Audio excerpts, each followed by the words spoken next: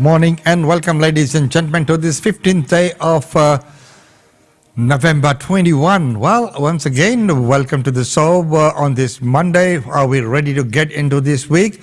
There's so much that really needs to be done around this time of the year as well. But looking out the window, it is just another glorious Brisbane day with 24 degrees already and sunny. Not a cloud to be seen, and it's just magnificent looking out the window there today. Well, okay, what we have today is we have two interviews today, which will be very good because one is about people suffering over the fear of having people over, and the other one is about dangerous summer as we're getting into the summer season, and lots of people will be out and about in the water and so in the pools and of course on the beaches. So what would that mean for us? How can we remain protected and how can we be careful? All that, but of course taking all front pages and covering most of the media channels today is the talk on that climate change and the COP26. Here's this address by the President Alok Sharma. Just say to all delegates, I apologise for the way this process has unfolded, and I'm deeply sorry. I also understand the deep disappointment. But I think, as you have noted, it's also vital that we protect this package.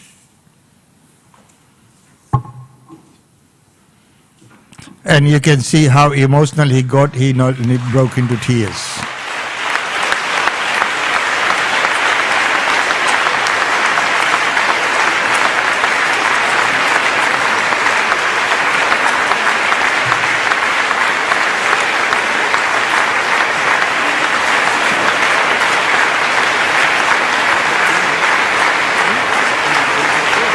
Delegates, please.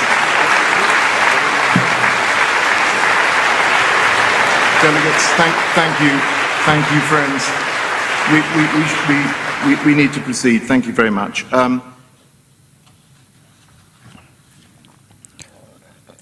So as you can see from that he really is passionate about the issue and the way that things stand out.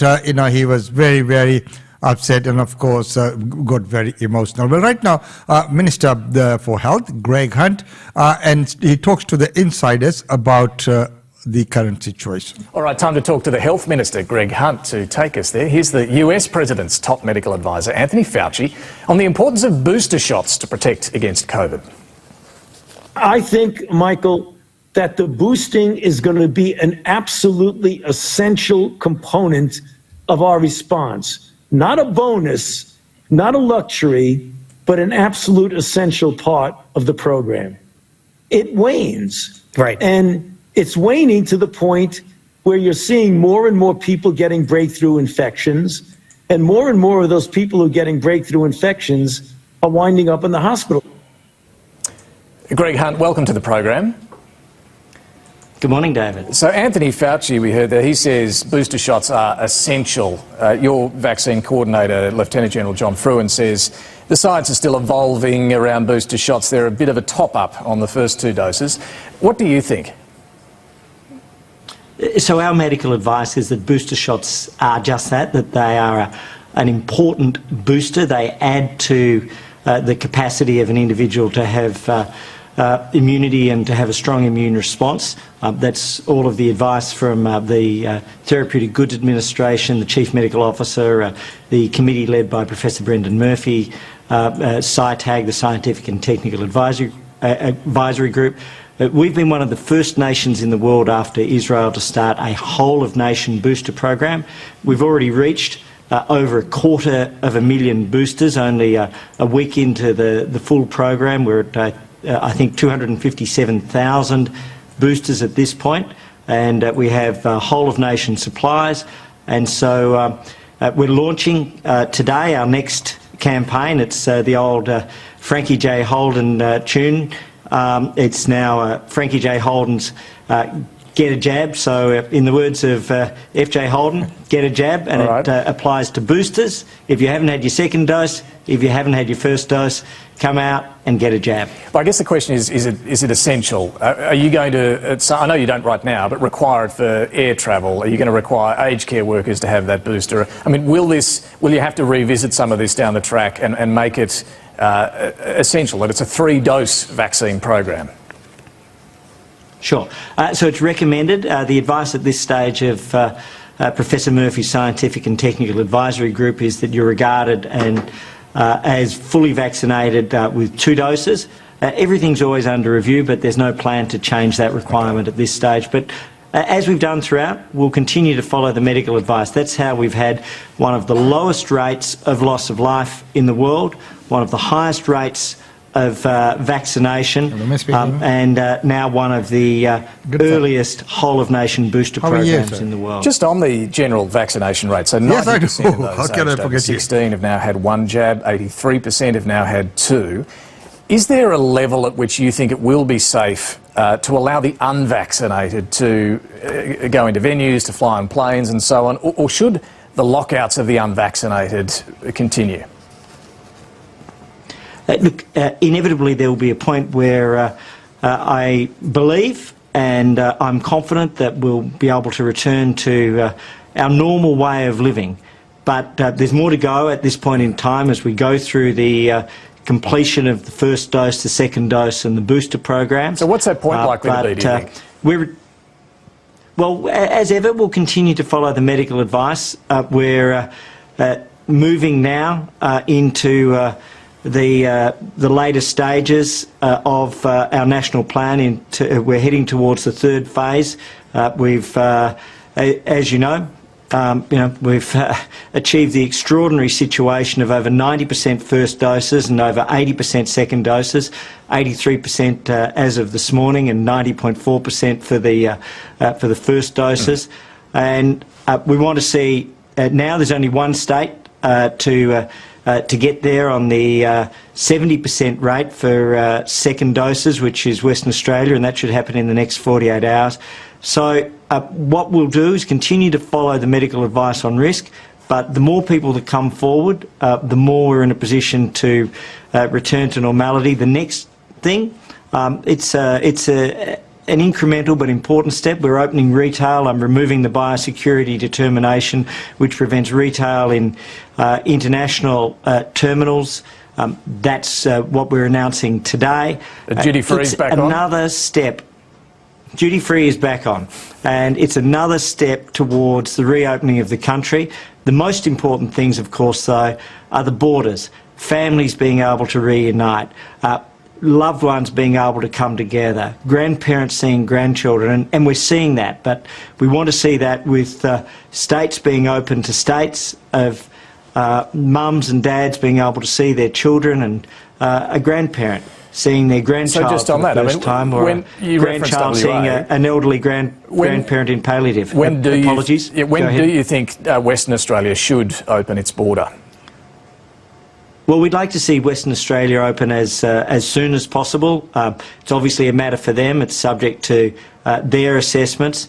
But we are hearing that they are considering bringing that forward to at least, well, coincidentally, to time with the cricket. We'll let them determine it. I want to see a Perth test, fast, hard, bouncy wicket, last test of the Ashes, gives us our best chance. But above all else, I want to see not just cricketers, but children reuniting with parents. I want the same rules for children and cancer and cardiac patients as for cricketers, and to do that as quickly as possible. It's our deep humanity to bring people together, and that's what we'd urge. And we're seeing those numbers lift in WA, and I welcome. As Minister mentioned, that getting everyone together, regardless of whether you are a cricketer or you just a normal mom and dad, wanting to reunite with your family, rules should be one, and it should not discriminate, and it should not favour if you are, a sports person or someone known within that kind of circles. So I think that is fair, and our system should be fair so that it's equally available to everyone. Well, right now, the reopening roadmap, what would it look like? Here's that report.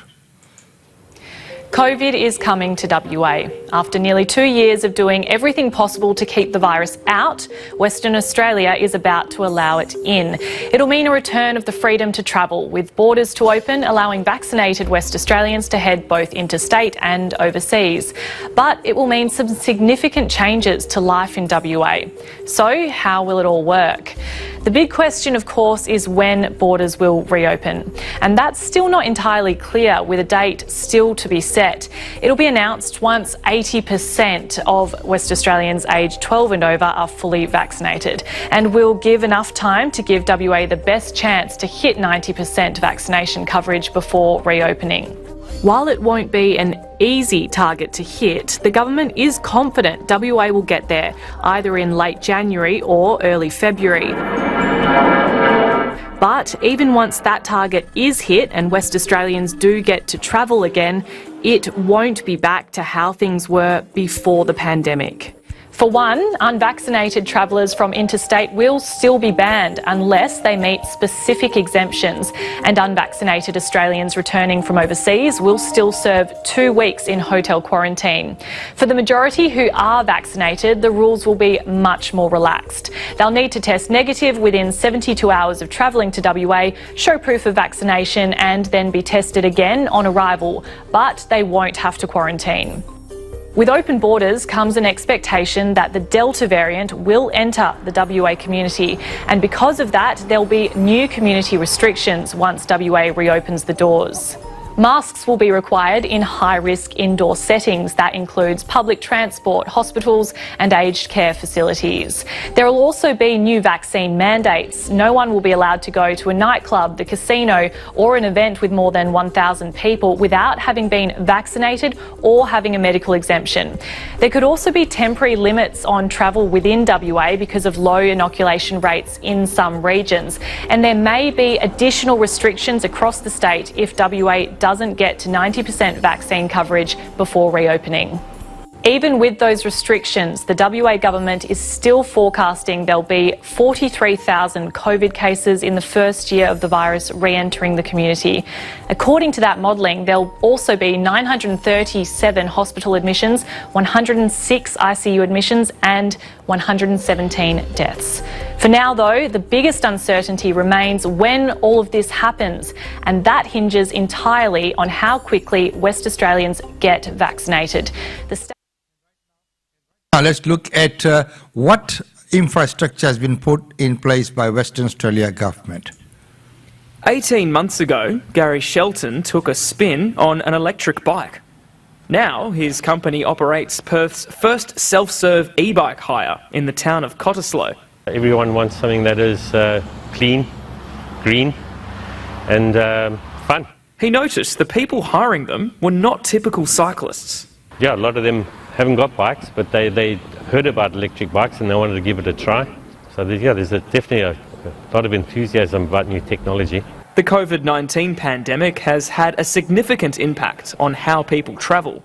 Public transport patronage is the lowest it's been in 2 decades, and the number of people riding a bike or using an e-rideable, such as a scooter or skateboard, is soaring.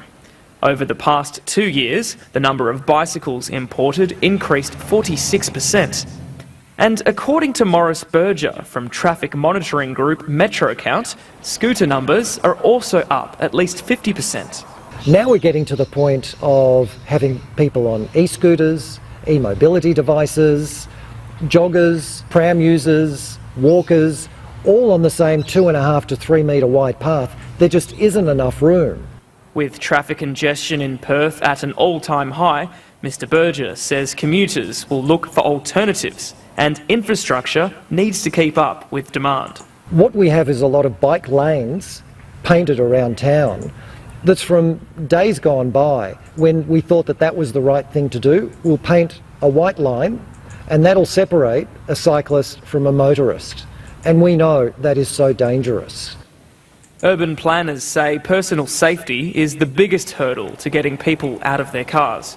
If you can protect people from cars, from bike riders from cars, then ridership is going to increase significantly. Cycle groups want bikes and scooters to be allowed on trains during peak hour, but Transport Minister Rita Saffioti says the peak hour bike ban won't change.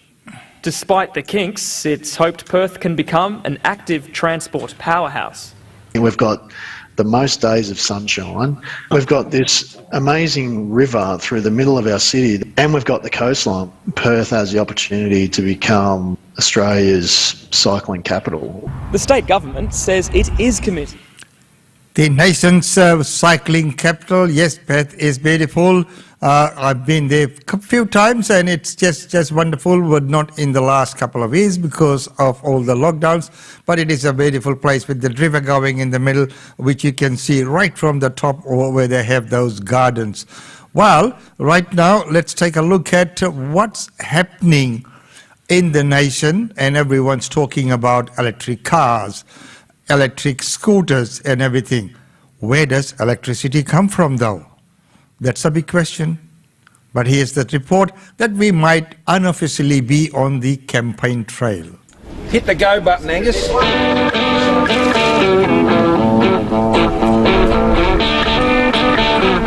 It is great to be back here in Melbourne. It's great to see people out and about here in Melbourne. Melbourne is really coming back to life. Now, the Prime Minister has put the coalition on a campaign footing during a 4-day tour of Victoria. Albo, good morning to you. It's on. You ready? Well, we're in pre-caretaker mode, I think. It looks like an election campaign, it smells like an election campaign, but there is no imminent election. The government is worried. It's obviously fallen significantly in the polls. There are a lot of seats up for grabs.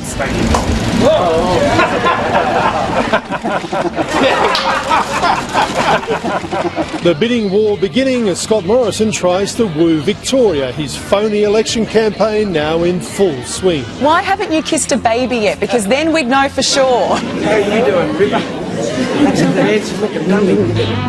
Jump in my car. I wanna take you home. This is our electric vehicle. Oh, hey. The Prime Minister is charging up the pre-election campaign, unveiling a new strategy to get more Australians driving electric cars. How can you honestly spruik electric vehicles when you campaigned against them in the last election? But I didn't. It's not going to tow your trailer. It's not going to tow your boat. Bill Shorten wants to end the weekend. I don't have a problem with electric vehicles. I just have a problem with governments telling people what to do about what vehicles they should drive and where they can drive them. It's very smooth. The Prime Minister has returned from Glasgow and has gone into a spin cycle. And their electric vehicles policy was about pushing up the price of petrol to force people to change. Labor will make electric vehicles cheaper by removing the excise and removing fringe benefits tax. Scott Morrison wants to pitch the Liberals as a party that allows choices. We believe climate change will ultimately be solved by can-do capitalism, not don't-do governments seeking to control people's lives. Get out the car, get on your way. Get out of my car. All happening. Scott Morrison today ramped up his green pitch, offering $500 million to build new technologies. Taking action on climate change is extremely important. The money will only flow if Parliament agrees to allow the CEFC to invest in carbon capture and storage. Carbon capture and storage is a total scam, and the public should not be paying for it. But if sledging and whining and whinging is what makes a good government, then vote Labor. Scott Morrison consistently is out there trying to run scare campaigns. Modelling will be released on our plan to get Australia to net zero by 2050. This government can't be trusted on climate change, and we've seen that this week. They want to put policies in place that tell you what to do rather than allow you to make the choices, and our policy is to make those choices cheaper, not make the things that you're currently paying for more expensive, whether it's your fuel or your electricity. Thanks very much, everyone. Get out of my car. And thank you very much, Prime Minister there. And of course, as they reckon, there's always two sides to the story. And looking at, both the sides there, the Prime Minister's coming back on his policy, and right now showing the support there is more a political move. Well, that's where it is at this point in time. Well, right now, let's take a very quick commercial break, and then we'll go into the two interviews for today. GlobeNet Realty. GlobeNet Realty has been the longest established, trusted and respected agency in its trade area. Washa Chandra, Director of GlobeNet Realty, provides honest and ethical service to her customers. If you are thinking of investing in Brisbane real estate market, or if you are seeking professional property management, then you should contact Usha Chandra today on landline 3865 4466 or mobile 0419 775 416. And for further updates, log on to our website www.globenetralty.com.au. GlobeNet Realty is your own local real estate agency. Situated at Shop 52281 Sandgate Road, Boondall. GlobeNet Realty. Real estate is our world.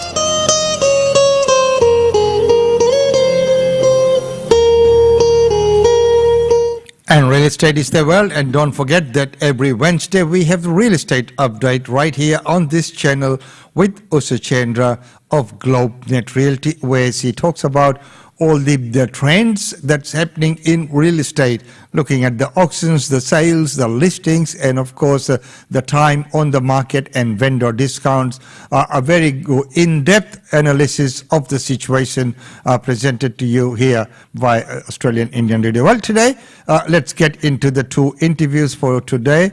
The first one is, we'll be talking about, you might not have heard this before, forget the FOMO, but it is FOHPO. So what is this new phenomenon gripping Australians?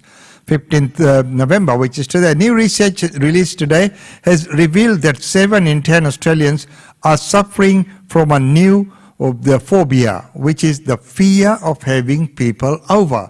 Everyone has been so used to getting people over, loving having people over. Australians love to entertain, but right now, this new phenomenon which has come out, the research has shown that 40% of Australians suffer from this phenomenon at least once a week, with a third saying these feelings have increased post the lockdowns. So, characterized by a number of concerns, FOHPO symptoms include being worried about being generally underprepared, 30% saying not having enough food, and being surprised by a guest's new dietary requirement, which is nowadays a big concern. Before it was not that big a concern. Now we have vegetarians, we have vegans, we have got the halal, we need the gluten-free, and some are lactose intolerant. So in a way, are we heading to?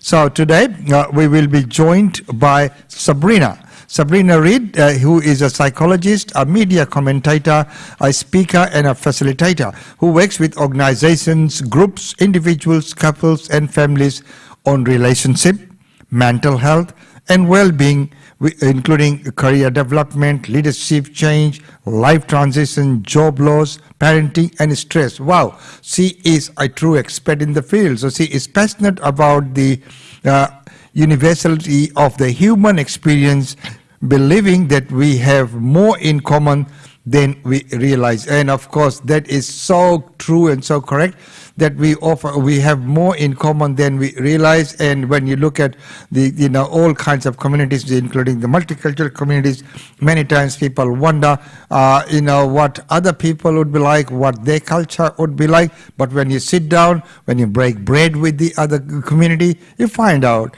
that you actually have more in common than you have differences. Well, let's get into the interviews for today. Well, first of all, we'll go to Sabrina, and later on, the next one will be from the dangerous stomach, which is coming up. So first of the Sabrina. With Sabrina, let's welcome to the show, Sabrina. Thank you for having me. Great to be here. Excellent. And right now, Sabrina, what can you tell us about this research finding, which is quite extraordinary, which has come out today?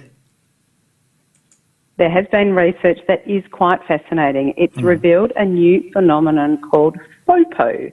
And FOPO stands for fear of having people over. After so many of us have been unable to entertain or host friends, it makes sense that FOPO is arising for a lot of us. And it may look like apprehension about hosting large groups, It could be worrying about having those last-minute supplies in our home so we can whip up our favourite dishes.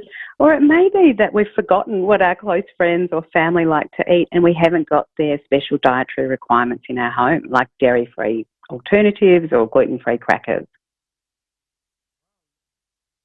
Well, that all those fears, all the things that you have just mentioned there, Sabrina, is quite true. And many times, unbeknownst, people might not realize it, but internally they do have.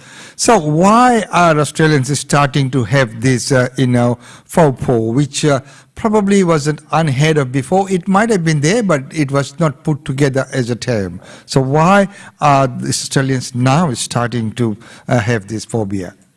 Well, we're all familiar with this idea of FOMO, but FOPO, fear of having people over, makes sense when you think that so many of us have had reduced time with people in our homes and we've spent so much time alone that we've forgotten how will it feel when I socialise again. And it's really normal to feel nervous being in the company of groups, wondering how you're going to cook, what your capacity is to socialise, and when we're so used to either living alone or living with our own household. Well, that is quite true. And of course, as you have mentioned, that we don't realize it, but we have this internal fears, and it can be quite challenging for some people. If they're having people over, they'll probably need a day off or 2 days off to prepare. And some people just take it in their stride. So everyone's quite different. So how has the way we socialize changed over the 12 months? Because, previously, as I mentioned, Australians didn't have no problems. They would just, people coming over, yeah, don't worry, yep, come over. And sometimes, even having that bring your own mentality, and that's Australian way of life. So how have we changed in the way we socialize? Over the last 12 months, we've spent so much more time at home, whether that's parenting, schooling, working, and this has meant obviously a reduced face-to-face contact and perhaps for many of us a reliance on digital connections and communication again. So I think that's left a lot of us wondering, how will we reconnect when we're face-to-face with other humans again? And we've spent this increased time with people we live with, but we've maybe forgotten what it's like to invite people back into our homes, to entertain, to cook, and to enjoy each other's company in the home again.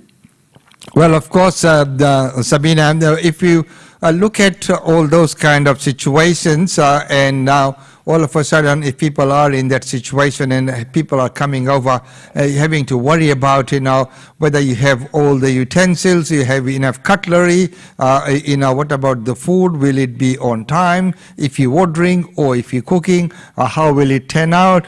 Because from experience, many times you can be a wonderful cook, but you have some people coming over because you're a bit nervous, something goes wrong, and that's all this extra pressure on people. So what advice would you have for these nervous people who are going to be hosting family and friends in the coming holidays season? If you feel that you're feeling nervous and you've got this idea of FOPO rising within you, then my best tip would be that avoidance fuels nervousness. So if you are feeling worried about having people over, move towards that fear instead of avoiding it. And we do that by breaking it down into incremental, small, bite-sized chunks. So this may mean inviting a smaller group instead of a bigger group. It might mean then that we'll feel more confident and more comfortable, we'll become more adept in the kitchen and socialising again, and before you know it, this discomfort of having people over again will hopefully evaporate and we'll get back to enjoying people in our homes again. Of course, Sabina, enjoying people in our homes, and that has been such an Australian way of life, having a backyard barbecue, getting people over, up onto the deck, and outside the great Australian outdoors. That's been our way of life. So, of course, in this interview, we can only cover so much. Where can, people go to find more information on this? Because I'm pretty sure now that we have, joked people's interest, and people might be wondering, okay, this could help us. Say holiday seasons are coming, restrictions are lifting, we will have people over, let's be prepared. So where can people go for more information? One of the best ways to work with FOPO is to know that there is help at hand. And with those last-minute grocery deliveries, you can head over to your Uber Eats app and find a whole array of items that can be delivered to your door, which is going to get you out of the pickle, reduce FOPO, and back enjoying time with family and friends at home again.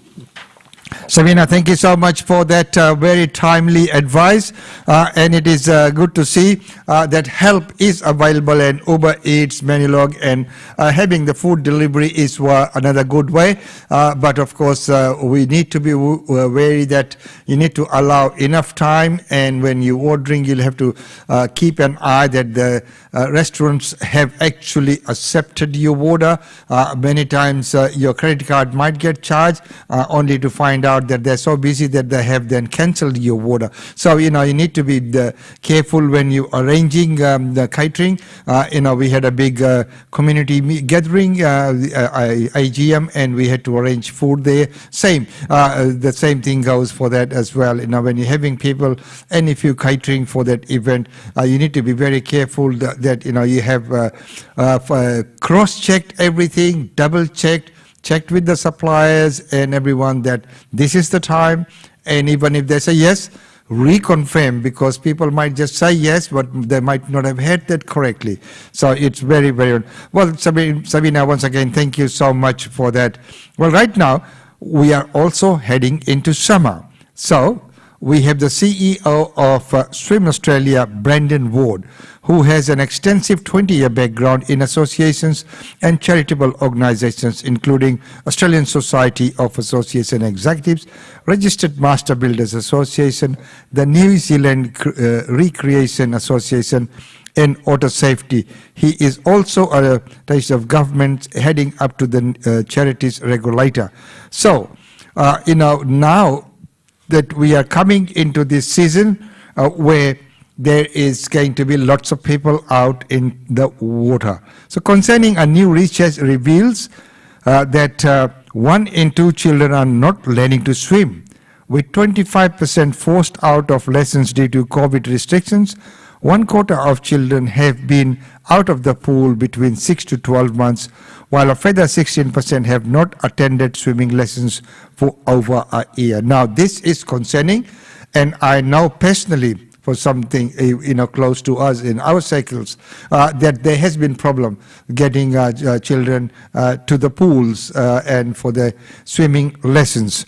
So right now, we will going to talk to the Swim Australia CEO, Brendan Ward. So this report that has come out, first of all, Brendan, could you tell us about this report and what the report findings have been? Brendan. The Swim Safer report threw up some concerning information, and we're really worried that there's a dangerous summer ahead, because our studies show that 54% of children are not getting lessons, and we know that there are a huge number of families that have been impacted through COVID. 27% of families said that they haven't been able to attend lessons, and another 28% have said that they just can't even find a class. The swim schools just don't have the availability. Well, of course, all those concerns that you have mentioned and all those scenarios are quite true, because we have experienced that firsthand as well. And you mentioned that these figures are concerning. So, Brendan, why are these figures so concerning? These figures are concerning because we're just fearful that children may never learn how to swim properly. Only 37% of parents plan to enrol their children in official lessons within the next 6 months. And nearly 1/3 of parents said that they plan to teach their kids themselves, which is not great. Well, it is not great. Of course, we know that in Australia, surrounded by water, swimming is a way of life. It's sort of, in the olden days, it was thought that it just came naturally. Like in many countries, people can jump on a bike and off they go. They don't even have to think about, I have to take lessons and this. No, it's happening in the family. Everyone gets on the cycle and they can cycle. The same is swimming in Australia. But we know that there's a lot of migrant communities party who are coming who are not used to swimming. They have not been surrounded by water all the time, and they have a phobia of swimming as well.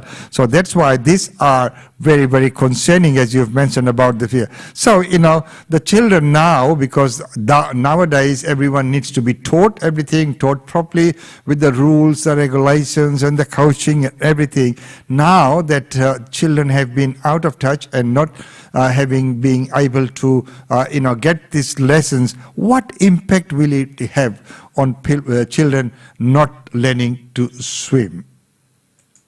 So the implication of children not learning to swim is very serious. And I shudder to think what might happen this summer, given so many children have not been to swimming lessons.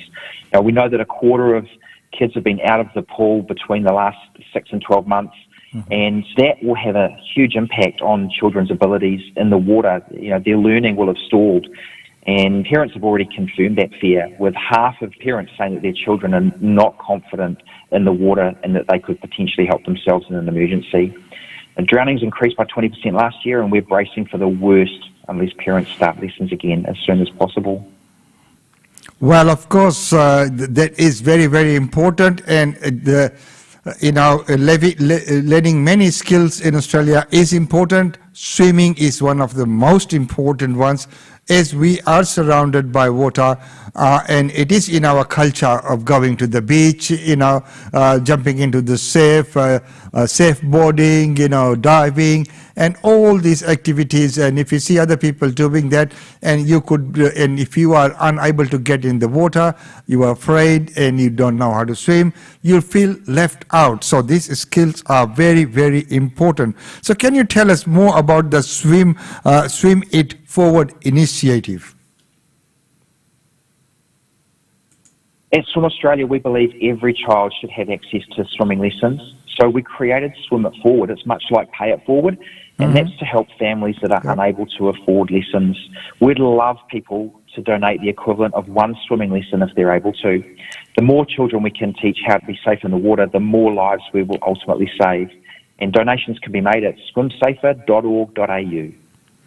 Well, Brendan, love your Kiwi accent. Reminds me of my brother and family back in New Zealand. Well, right now, how can people get involved with Swim Safer Week? Because that is very, very important. And as we know, the week begins today from the 15th till the 19th. So, how can people get more involved with this project? We'd love as many kids as possible to get back into swimming lessons. So please go to swimsafer.org.au to find your local swim school and to give them a call and find out how you can be part of Swim Safer Week. We've got over 500 swim schools across Australia supporting Swim Safer Week, and they are hosting a variety of different events right across the week. Well, thank you so much, Brendan. And as I mentioned before, I love your Kiwi accent, and all the best, mate. Very, very well done. So, Swim Safer Week, which is from 15th till the 19th, beginning today. Please do take part in that. And if your grandchildren have missed out on lessons, see if you can attend to some of the makeup classes. But it is very, very important. Very, very important. This is not just a luxury. It's a life skill that has to be learned and taught, especially here in Australia, because there are so many waterways, and getting into the water is a way of life. So we really need to make sure that our kids learn that, and our grandchildren and the youngsters coming up are, they can swim in the water like a duck. Well, right now, there's some disturbing news which has come out of Victoria. As I saw on a few days back, Mahatma Gandhi's statue was unveiled in Victoria. Now, a bit of a story about the statue. If you go to our Roma Street Parkland, you'll find a similar statue there. Well, what happened when we were going to inaugurate that statue here in Roma Street Parklands, at that time, we arranged one to come from India, and there was another one which was arranged by the High Commission. So what happened just before the inauguration, we had two statues because Prime Minister Narendra Modi ji was coming here to do the inauguration. So the second one, which is this one, was then handed over to Victoria so that they could have the only difference is the one we have installed here in Roma Street Parklands, we have on a higher pedestal so that people do not reach out to the statue straight away. They would need to use something like a step ladder or something to reach out. So needless to say that this one here in Roma Street Parkland had an attempt on vandalism as well.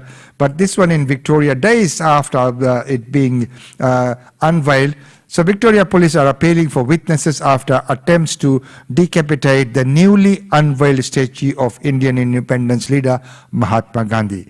Prime Minister Scott Morrison, who had unveiled the life-size bronze statue on Friday at the Australian Indian Community Centre in Rowville, said he was devastated to hear about the vandalism.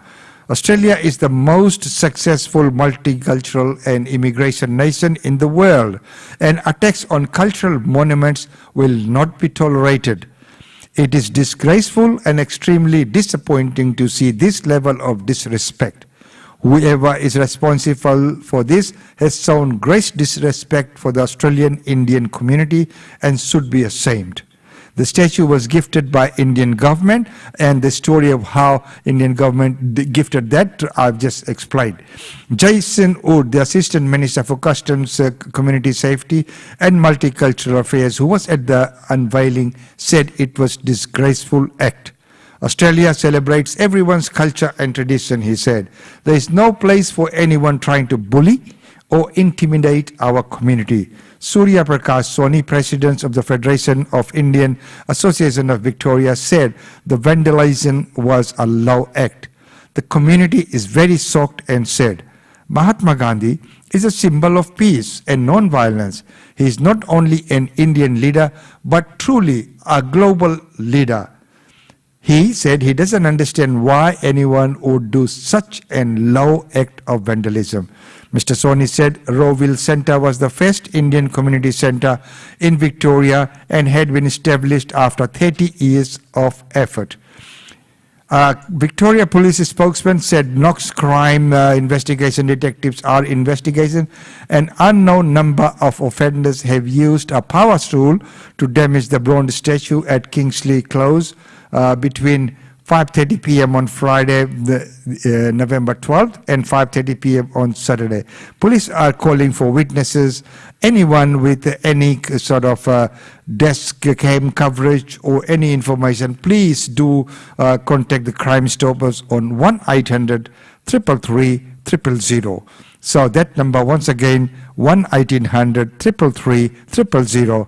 If you have seen anyone in and around the statue with that attempted vandalism, they've tried to show off the neck. The spectacle has been missing, and they really tried to do a lot of damage. So that is, as the Prime Minister said before, a very, very low act, and things like that, especially here in Australia, is not tolerated, because it is such a multicultural nation, and we've got people coming in here from all parts of the world, forming that close-knit fabric of Australia, which is that unique fabric which has been culminated by the emergence and the arrival of our migrant community, who bring with them lots of customs, traditions, and add to the richness of the culture which has been existing here from our First Nations people for all this while. Well, ladies and gentlemen, right now it's time to end today's show, but we'll do so with looking at functions and events taking place. Now, be aware that some of these events might have taken place.